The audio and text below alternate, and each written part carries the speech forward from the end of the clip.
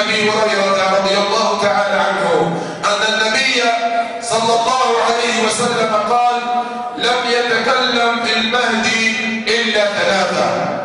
لم يتكلم في المهدي إلا ثلاثة: عيسى بن مريم عليه السلام، وصاحب جريج، وغلام كان يرضع من أمه. هذا الغلام بينما كانت أمه ترضعه مر على أمه رجل صاحب قبة وثياب وخيل وصاحب غنى وثراء، فقالت أمه وهي ترضعه: اللهم اجعل ابني مثله.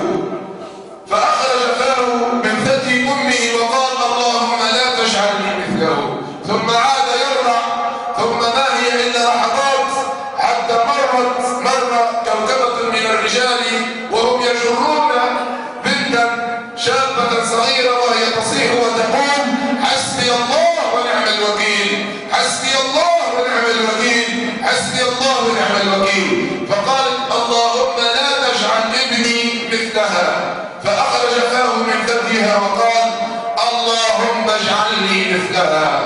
فلما مرت قالت أمه، ودار حوار بينه وبين أمه هذا الرضيع، وقالت: مر الأول وكان صاحب ثراء وقبة، فدعوت الله عز وجل أن تكون مثله، وقلت: اللهم لا تجعلني مثله. فلما؟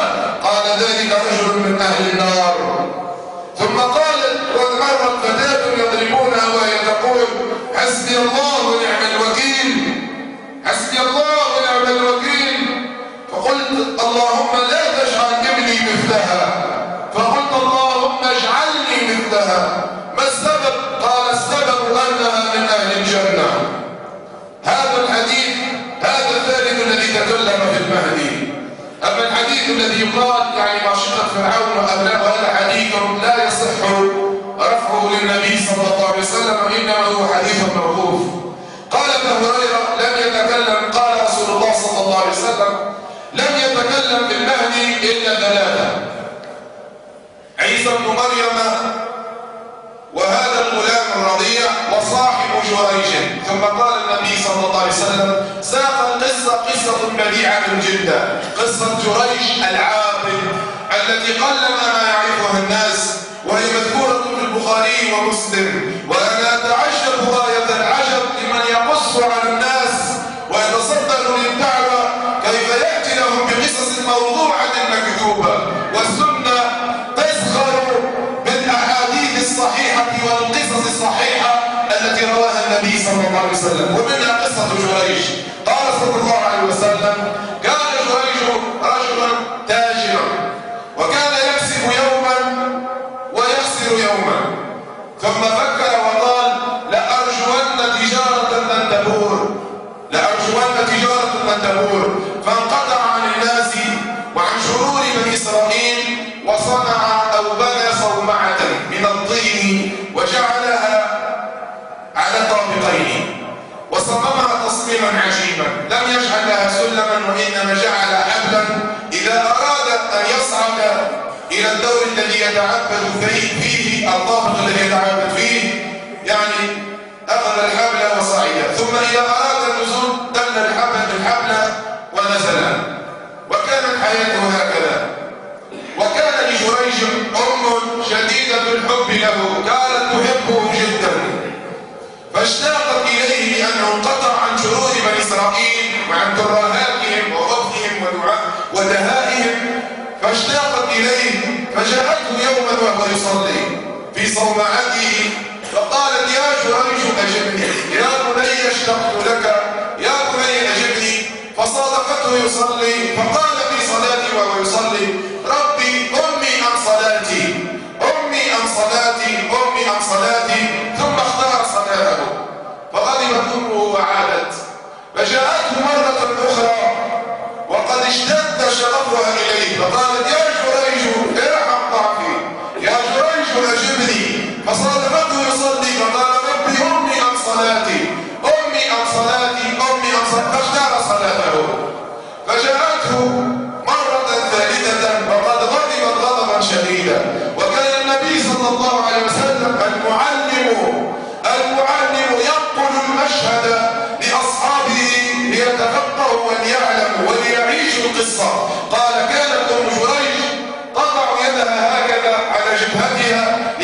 الصومعة في اتجاه الشمس، فكانت تضع يدها على جبهتها وتقول: يا جريج ارحم رجعتي، يا جريج أجبني، يا جريج ارحم قلبي. فصادمته كذلك يصلي في المرة الثالثة، فقال: ربي أمي الصلاة، فاختار صلاته، فغضبت منه وقالت: أسأل الله عز وجل أن لا تموت حتى ترى في وجوه المياميس أو المواميس أو البغايا.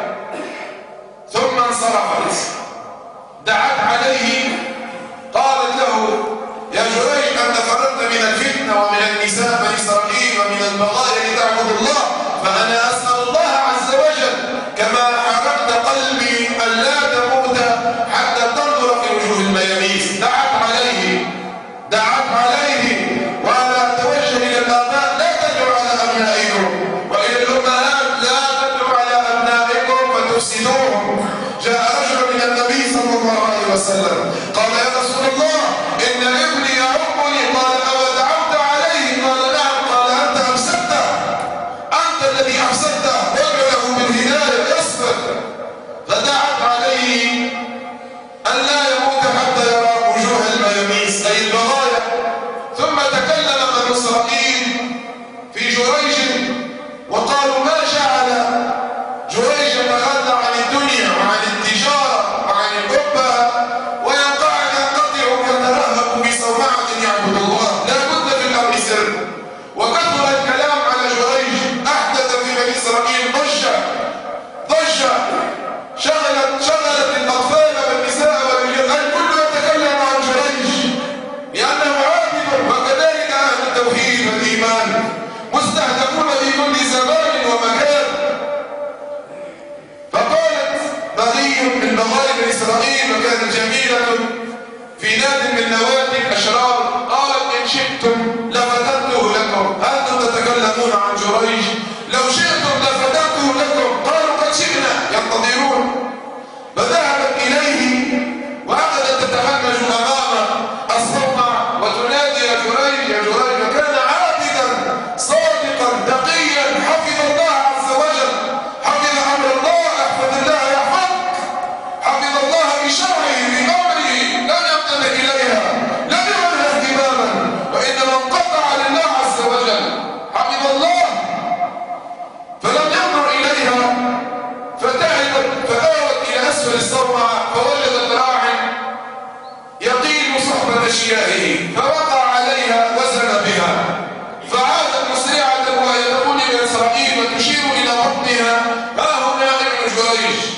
فانتظر بنو إسرائيل لتعلم خبثهم ودهاءهم، لتعلم، لا تتعجبوا من تلامذتهم في اليوم الحاضر العلمانيين، تلامذة اليهود والنصارى، لا تتعجبوا من كذبهم ومن خبثهم ودهائهم، لأنهم نهلوا من أولئك الخبثاء، من أولئك الأولاد بني إسرائيل. فتمهلوا 9 أشهر ينتظرون فضيحة جريج، يعلنون بالمرأة إلى أن تضع حملها، ومرت 9 أشهر وهم ينتظرون ويكيدون ليلا ونهارا. فلما وضعت هذه المرأة ابنها قالت: هذا ابن جريج. فتكلم الكل في جريج. جريج هذا الذي يدعي الصلاة، هذا الذي يدعي الإيمان، فجر بالمسكينة، زنى بها، هتك عرضها، فعل بها الفحشاء. ثم اجتمعوا وأخذوا فقوسهم ومسحاتهم وحبالهم وعصيهم وذهبوا إلى جريج. فكان يصلي، فصادفوه يصلي، فأخذ ينادي: يا جريج انزل، يا جريج انزل. فكان يصلي، فأخذوا يضربون الصومعة بالفقوس ليردوها عليه، فأطل من النافذة وقال: ويحكم. قال: ويحك أنت، انزل يا عدو الله، انزل يا منافق، انزل يا فاجر، أفجرت بالمسكينة وتدعي الصلاح؟ قال: لا وربي ما كان ذاك. فلما نزل قيدوه وأوضعوا يديه وراء ظهره، ثم أخذوه إلى السلطان. وفي الطريق خرج الرجال والنساء والأطفال، خرجوا ينظرون فضيحة جريج أكثر من مهرجان يمين وشمال، ليتفرجوا على جريج، وجريج مقيد ويمشي، فكان يرفع رأسه فتقع عينه على بغي فيغضها، ثم يرفع رأسه فتقع عينه على البغي فنظر كثيرا، وكان يتبسم. فلما وصل إلى السلطان قال: تتبسم أنت معرض للقتل معرض للصلب. قال: أتبسم لأنه أصابتني دعوة أمي دعت علي وقالت: أسأل الله عز وجل أن لا تموت حتى تنظر في وجوه المياميس. هذه دعوة أمي تصيبني كلما مشيت في الطريق، كلما رفعت رأسي موعد عيني على بغي. ثم قال: أين الغلام؟ كان واثقا بالله عز وجل، أحسن الظن بالله، حفظ الله فحفظه الله. قال: أين الغلام؟ فجاء الغلام وكان يرضع، فوكزه بإصبعه في جنبه وقال: يا غلام، من أبوك؟ قال: أبي الراعي. فوقعوا بنو إسرائيل على أقدام جريج يقبلونها ويقولون: يا سيدنا، يا حبرنا، يا عالمنا، لو شئت لمنينا لك صومعتك لبنة من فضة ولبنة من ذهب. قال: لا، بل أعيدوها من طين، فأعادوها من طين. وعاد جريج إلى صومعته يعبد الله عز وجل. يا غلام، إني أعلمك كلمات، احفظ الله يحفظك، احفظ الله تجده تجاهك. إذا سألت فاسأل الله، وإذا استعنت فاستعن بالله. اعلم وتيقن أن الأمة فكلها لو اجتمعت على أن يضروك بشيء لن يضروك إلا بشيء وقد كتبه الله عليك. اجتمع بنو إسرائيل كلهم، شعب كامل على جريج، أرادوا به مكرا، أرادوا أن يفضحوه، أرادوا أن يهينوه، ولكنه لما حفظ الله عز وجل حفظه الله، ولما أحسن الظن بالله كان الله عز وجل كما يريد جريج، أو كان الله عز وجل عند حسن جريج. يقول الله عز وجل: أنا عند حسن ظن عبدي بي، أنا عند حسن ظن عبدي بي، فليظن بي عبدي ما شاء. أستغفر الله لي ولكم